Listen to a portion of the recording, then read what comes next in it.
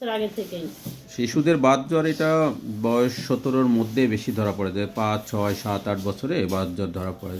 হ্যাঁ, যেমন এই কেসটাতে আমরা দেখছি এখন এর বয়স কত এখন? 7 বছর 7 6 বছর মাস। বয়স। দেখছেন এই সময়তে বেশি। কিন্তু কি ও কি বলে কি ও মানে আর খাওয়া দাওয়া কোনো কিছু খাওয়ার দিকে কোনো নাই স্যার, খেতে চায় না। কোনো আর কিছুই না, একদম আসে না যে ভাত না খাক বা একটা কোনো রাতে ঘুমায় ঠিক মতো? জি স্যার, ঘুমায়। ঘুম একটু কমই হয়, ছোটবেলা থেকে ঘুম কম, অনেক কম। আর হচ্ছে ওর গা হাত পা কি টিপে দেওয়া লাগে? মানে বলে বলে কয়েকদিন কি পর বলে? পরই বলে হাত টিপে দাও, পা টিপে দাও, ব্যথা করে। আচ্ছা, ওই টিপলে ভাল লাগে।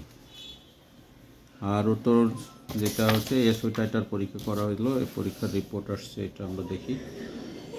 তার হচ্ছে এসও টাইটার এখন আছে প্রায় 800 আছে, সেখানে 200 নর্মাল। হ্যাঁ, এর সাথে তার হলো ঠান্ডার সমস্যা ছিল, এই জন্য আমরা এক্স রে করালাম। আছে হলো ম্যাক্সিলারি সাইনোসাইটিস এবং হাইপারট্রফি ইনফেরিয়র নেজাল টার্মিনেটস। আর তার ইএসআরও বেশি আছে, চুলকায় না শরীর। জি স্যার। তার ইএসআর এখন 35 আছে। আর কোনো সমস্যা ছিল তার? বেশিরভাগই যে ঠান্ডার সমস্যা স্যার, বা অন্যই লাগে।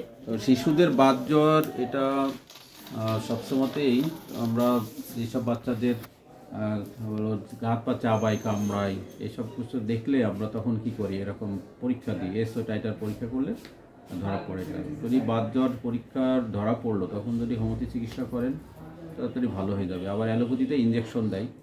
আর একটা জিনিস হচ্ছে ইঞ্জেকশন দেওয়ার পরে অনেক সময় সাইড এফেক্ট হয়, বাচ্চার রুচি নষ্ট হয়, শরীর শুকায় যেতে পারে।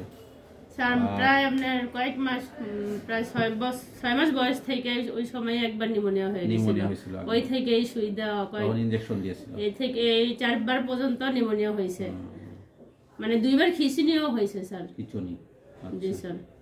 আর একটা হলো যে রিউমেটিক ফিভার যদি ভালো না হয়, সুস্থ না হয়, তখন কি হয় জানেন? হার্টের সমস্যা হয়। একটা রিউমেটিক হার্ট ডিজিজ, হার্টের সমস্যা হয়। হার্টের অনেক রকম সমস্যার কারণে হচ্ছে যে জটিলতা তৈরি করে আস্তে আস্তে, এবং হাত পা শুকায় যায়। অনেক রোগী আসে যাদের বয়স এখন 25, 30, 40, তারা হয়তো ইঞ্জেকশন দিয়েছিল, ইঞ্জেকশন দেওয়ার পরে তো বাত জ্বর নিয়ন্ত্রণে আসে, কিন্তু আর একটা রোগ তৈরি করে, রিউমেটিক ফিভার থেকে রিউমেটিক হার্ট ডিজিজ হয়। এই জন্য ইনশাল্লাহ আপনার নিয়মিত 3 মাস ওষুধ খাওয়া, 3 মাস পরে আবার আমরা পরীক্ষা করে দেখব যে এসও টাইটার কত আসে। যদি 400 চলে আসে, 600, 400 আসে 3 মাসে, তখন কি হবে এটা বুঝতে পারবো যে আমরা রেজাল্ট ওষুধে কাজ হচ্ছে। ঠিক আছে, তাহলে আপনি ওষুধ খাওয়াতে থাকেন, ইনশাল্লাহ ভালো হয়ে যাবে। আসসালামু আলাইকুম।